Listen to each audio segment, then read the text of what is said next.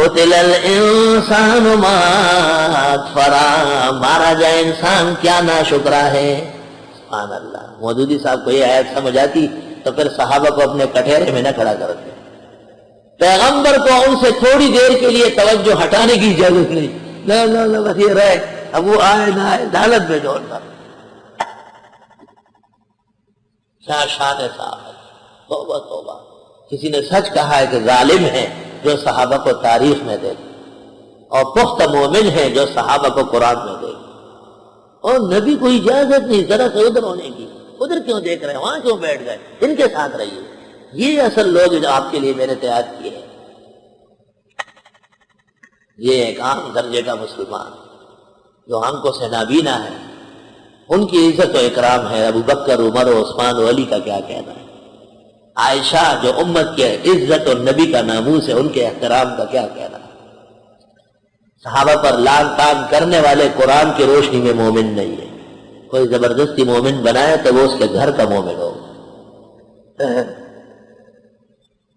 حضرت عبداللہ ابن مکتوم رضی اللہ تعالیٰ عنہ اکثر جب غزوات میں حضرت جاتے تو ان کو پیچھے امام بناتے، سیر منورہ امامت کا نابینا تھے، صحابہ ان سے بڑے ڈرتے تھے، بڑا اکرام کرتے تھے۔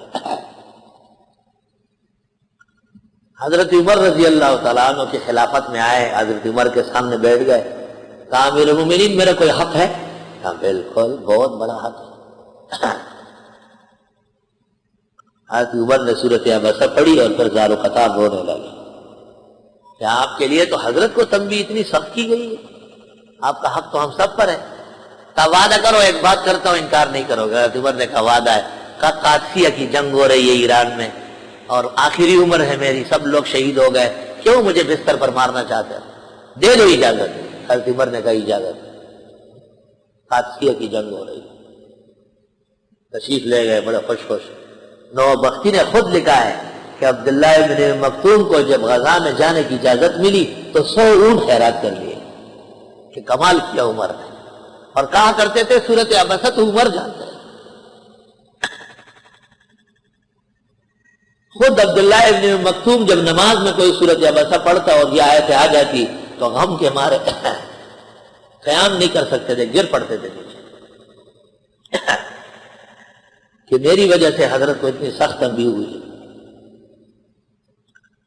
جس وقت غزہ ٹھہر گئی اور مقتولین اٹھائے گئے تو حضرت عبداللہ ابن مکتوم کی لاش ملی، سر پر جنگی ٹوپی کسی ہوئی، گلے میں ڈال بندھا ہوا، اور خنجر تلوار اسی طرح ہاتھ میں، اور پورے سینہ تیروں سے چھلنی ہے۔